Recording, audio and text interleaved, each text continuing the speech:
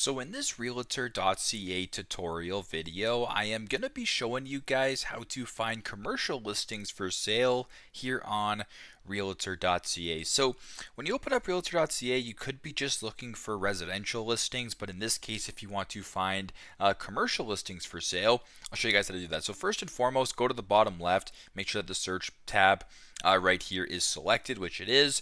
If you're on the bottom right, for instance, on more, just press on search, get to this screen right here. Second off, go to the top and press on location. So if you wanted to go to Edmonton, for instance, we'll just press on Edmonton as an example, Edmonton, Alberta. You have your region. Once that's done and you want to find commercial listings, go to the top, press on filters right here. Right now, residential is checked. I want you to go ahead and press on commercial right here.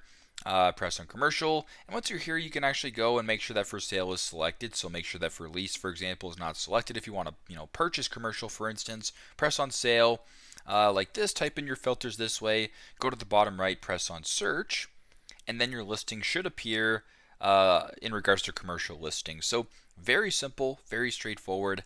This is how to find commercial listings for sale on Realtor.ca. Thanks again for watching, and I hope this video helps.